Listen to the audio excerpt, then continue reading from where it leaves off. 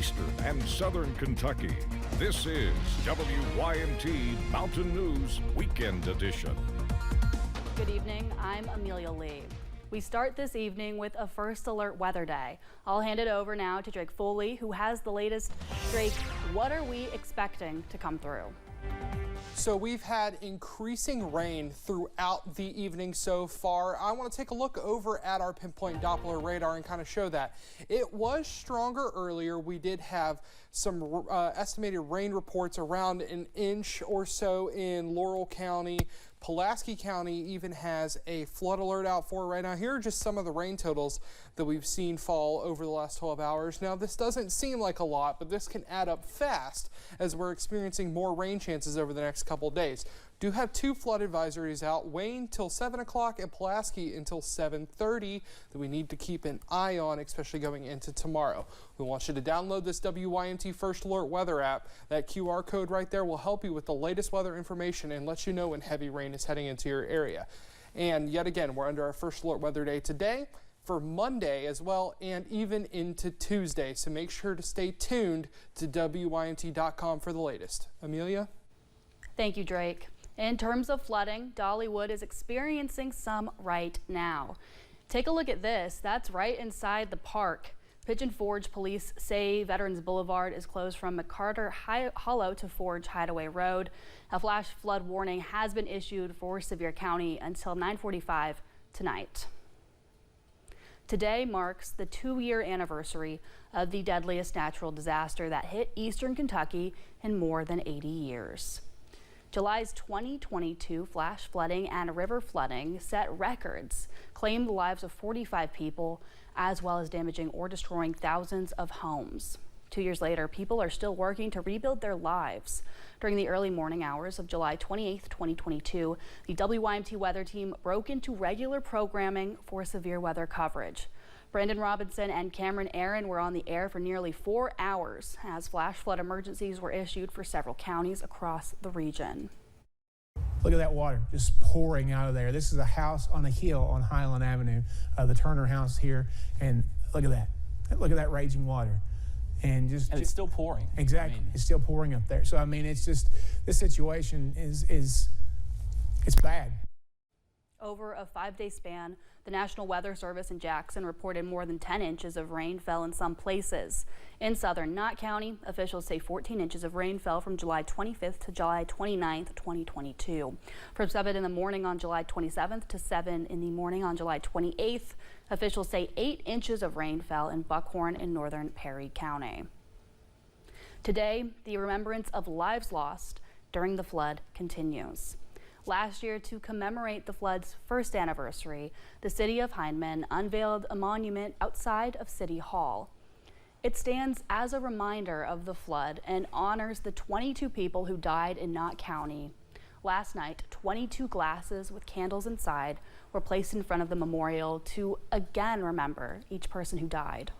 The candles stayed lit overnight and throughout the day. Each glass had one of the victims' names printed on it. Communities came together to help each other throughout the devastation. But first responders were among the first people to begin rescue efforts in the days following the flood. The fire chief for the Hyman Volunteer Fire Department, Preston Hayes, says he was unable to get to the station the day of the flood. The station also was heavily damaged by the water. Around 3 feet of water filled the department, destroying the floors and drywall. Still, Hayes and the other volunteers got to work searching for people. Hayes says he did not realize at first how serious the situation would be. I went on down the road on my way to the firehouse and I found 2 people stranded on the roof of their home. And it was from that point that we kind of realized that this isn't going to be the typical call that we run from day to day. And there was just plenty of that. Plenty of people that were stuck inside of their homes. We had to force doors open to get those people out. Hayes recalls working with other agencies during the rescue efforts. He says they checked every building in town because there was no telling where people could be. As efforts to find people went on, one woman remains missing. Widower Farmer Baker is still looking for his wife after the flood, who he never got to say goodbye to. 45 people died, but Vanessa Baker is not counted in that number because she was never found. Baker says he never stopped looking, continuing his search 2 years later. The waters washed away their home, and with all the money he got from the insurance, he bought an excavator and digs for Vanessa to this day. Farmer shares the moment he last saw his wife. And the last words that come out of her mouth said, "I can't swim." I looked around, she was gone. And I looked up, God said, "You took her, take me." He said, he had a purpose for me. Baker will soon be moving into a new home thanks to the Housing Development Alliance. He should get the keys at the end of August or early September. In the place where their old house used to stand, he built a memorial to Vanessa. One Breathitt County flood survivor is reflecting on the recovery process since losing everything. WYMT's RJ Johnson spoke with the woman and shares her journey. For Velma McIntosh, waking up on July 28th, 2022 felt like a nightmare. It's hard to talk about. It is. I just don't like talking about it. McIntosh's home in Breathitt County washed away. I just got my clothes out more or less. My grandson went back in there and got a few items. Saying she didn't know what was next for her. Yeah, I lived with my sister for 2 months. Then I went over and lived with my grandson for a couple of months. Then I got my camper trailer, and I lived in it, I think, about a year, I guess. I don't remember now. In the winter of 2022, she broke her knee in her trailer. However, McIntosh continued to push through the pain through rehab. And in August of 2023, she moved into her new home. I like living here and live close to Jackson, my sister, and got good neighbors.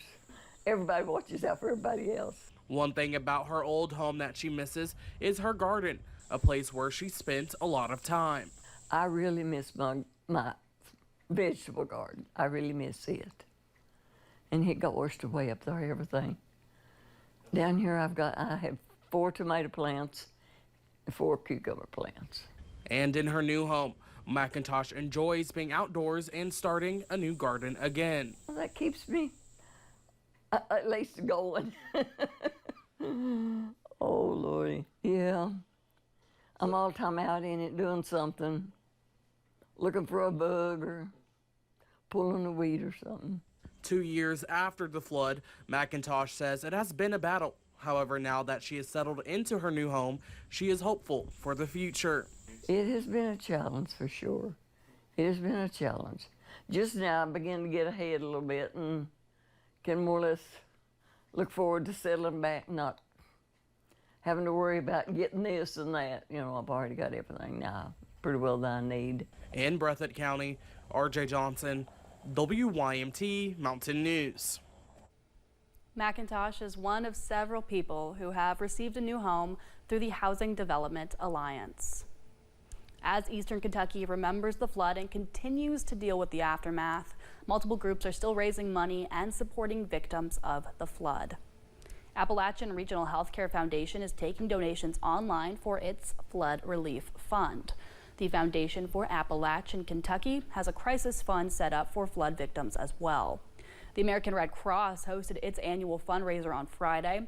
The event aimed to raise $100,000 to continue relief efforts when the Red Cross is needed. We have details on the Appalachian flood relief efforts and how folks can get involved on our website, WYMT.com. Several schools in the area were heavily damaged by the flood in 2022. WYMT's Caroline Mueller went to Hyman Elementary School, where the principal and students reflected on how far they've come. When the principal of Hyman Elementary School woke up on July 28, 2022, she had no idea the lasting impact the storms from the night before would have. We didn't know what we didn't know. We had never been through a situation like this and really never dreamed that it could happen to that magnitude. When Brandy Sims heard the school had been hit particularly hard, she and her daughter rushed in. I immediately came here and saw the glass busted, just unimaginable, really. And to think of where we were at 2 years ago today versus today is really amazing. Her daughter, Cambry, who was going into 3rd grade at the time, says the school was unrecognizable. We saw the busted glass, and then we came inside, and it was just like you couldn't get into the offices because like the doors were just like covered with like books and stuff. And then you could see like the water line from how high the water got. Cambry says all she could think is how could they possibly come back to school next month? I thought we were gonna have to like tear down the whole entire school and build it back. And I thought we weren't gonna get to go to school. But with the help of the community, students were able to walk through the doors on September 19th for the first day of school. Looking back on it, I don't know how we did it, but I can remember being here many long nights and lots of people, or some of our local sports teams, football teams, our central office, people from there, so many people came together to help us rebuild so quickly. However, things looked very different. We had no floors, we had concrete floors, we had donated furniture, we had a very different looking environment whenever we returned, but the students were so happy to be back. Sims says while the rebuilding process has felt slow and frustrating at times, progress is being made every day. Whether it is, pressure washing a sign or replanting a tree, things that we've done here at school. Some of the most excitement our students had was whenever we replaced the swing set. It's the small things that I know we truly took for granted before the flood. Rising 6th grader Deshae Isaac says she has learned one thing from all of this. You need to appreciate what you have before it's gone, because that's what happened to the school and a lot of my family. Physically, Hyman Elementary is almost completely restored, but Brandy says it is days like today that remind her how much the entire community has grown. In Knott County, Caroline Mueller, WYMT Mountain News. Coming up, Governor Andy Beshear spoke in Iowa and Georgia. We'll tell you what he said about the Commonwealth as well as Appalachia. A first alert weather day has been issued and will continue until tomorrow. I'll have the updated details in a few minutes. Stay with us.